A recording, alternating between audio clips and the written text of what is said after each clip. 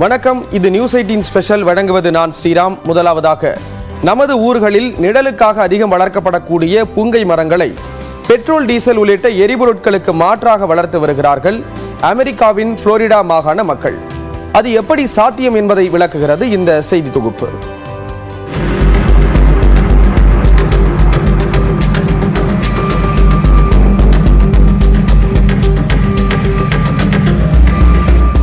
ஒரு பக்கம் zero carbon உமிழ்வுக்கான இலக்கு, மற்றொரு புறம் அதிகப்படியான பயன்பாடு. இப்படி முரண்பட்டு நிற்கும் உலக நாடுகள் பெட்ரோல், டீசலுக்கு மாற்றை தீவிரமாக தேடி வருகின்றன.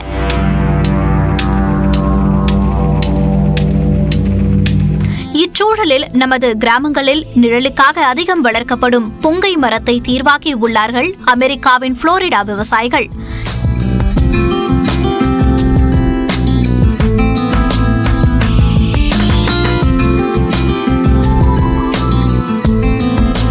இந்தியாவை பொறுத்தவரை கச்சா எண்ணெய் மற்றும் பெட்ரோலிய பொருட்களின் தேவை அதிகரித்து வரும் நிலையில் உயிரி எரிபொருள்களுக்கு மத்திய அரசு முக்கியத்துவம் கொடுத்து வருகிறது.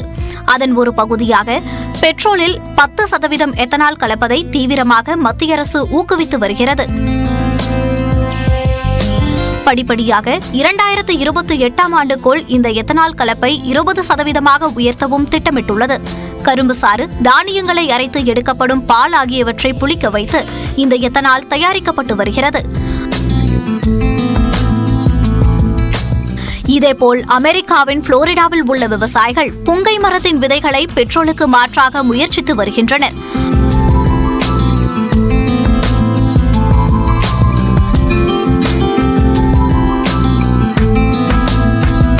வட அட்லாண்டிக் பெருங்கடலை ஒட்டி அமைந்துள்ள ஃபோர்ட் பியர்ஸ் என்ற இடத்தில் ஆரஞ்சு, திராட்சை உள்ளிட்ட பழங்கள் விளைவிக்கப்பட்டு வந்த நிலையில் கடந்த 20 ஆண்டுகளில் மிகப்பெரிய பூச்சி தாக்குதல்களால் அவை முற்றிலும் அழிந்து போயின. இந்நிலையில் இந்தியாவில் சங்க காலத்திலிருந்தே பேசப்பட்டு வரும் புங்கை மரத்தை அப்பகுதியில் மாற்று பயிராக பயிரிட்டுள்ளனர். இந்த மரங்களை வளர்ப்பதில் உள்ள முதல் நன்மை, பூச்சிக்கொல்லிகள், உரங்கள் போட தேவையில்லை. அதிக கவனிப்பு இன்றியும் செலவு இன்றியும் தானாக வளரக்கூடியவை. இவை அனைத்தும் நாம் அறிந்ததே.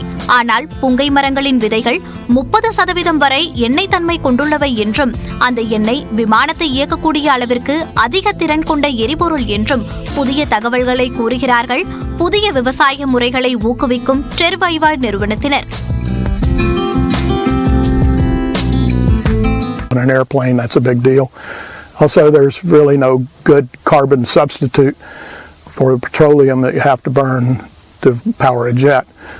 Pangamia could be that. புதிய விவசாய முறைகளை ஊக்குவிக்கும் டெர்வைவா நிறுவனத்தினர் புங்கை மர விதைகளை பறித்து அதில் உள்ள பருப்புகளை அரைக்கும் போது இந்த எண்ணெய் கிடைக்கிறது.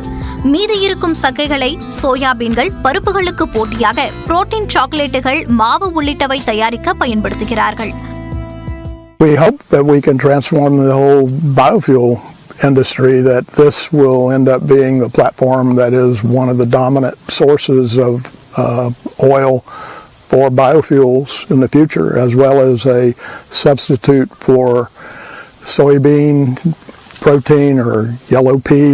ஒரு ஏக்கரிலான புங்கை மரங்களால் 4 ஏக்கரில் பயிரிடப்பட்ட சோயாபீன்ஸில் இருந்து கிடைக்கும் அதே அளவு எண்ணெயை தயாரிக்க முடியும் என்று அவர்கள் தெரிவித்துள்ளனர். தெற்கு ஆசியா, ஆஸ்திரேலியாவில் அதிகம் வளரக்கூடிய இந்த புங்கை மரங்களை நமது நாட்டிலும் இதுபோன்று ஆக்கப்பூர்வமான பயன்பாட்டுக்கு பயன்படுத்தலாம் என்பதே சூழலியல் ஆர்வலர்களின் கருத்தாக உள்ளது.